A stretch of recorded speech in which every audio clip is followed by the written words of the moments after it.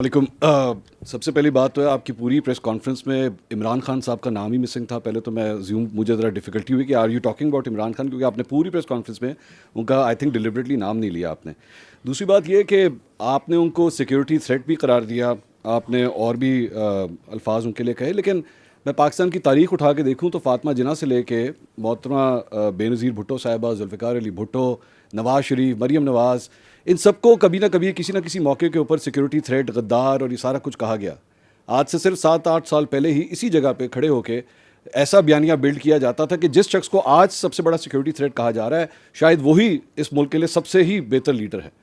तो आपकी आज की इस प्रेस कॉन्फ्रेंस में या आज के इस बयानिए में हम किस तरह ये कह सकते हैं कि रियासत ने शायद अब ये फैसला कर लिया है कि जनाब नो मोर, या फिर आज से 5 साल के बाद या 8 साल के बाद history will repeat it self and से कि नहीं जी, बैक इन 2025 वो जो प्रेस कॉन्फ्रेंस हुई थी वो गलत थी, is not a security threat. जी ठीक, थैंक यू।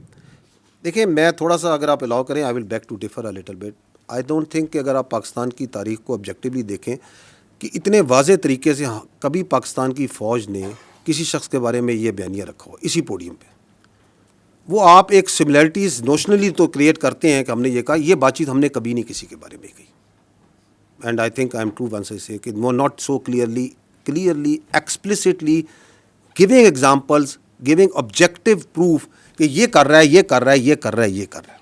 ठीक है, आपको यकीनन ये एहसास ज़रूर, और वो उसके अंदर आपके बहुत से जो से हमारे साथी होते हैं वो शामिल होते हैं, जो ये एहसास दिलवाते रहे कि जी शायद इस्टेब्लिशमेंट, जिसको आप फ़ौज को इस्टेब्लिशमेंट कहना बड़ा इंटरेस्टिंग वर्ड है, जिसको आप इस्तेमाल करते हैं कि शायद फ़ौज का झुकाव इधर है, फ़ौज का झुकाव इधर है, फ़ौज इधर कर रही है। So I don't think once you say कि इसी पोडियम में हम ये बातें करते रहे, हमने कभी ये बात नहीं की।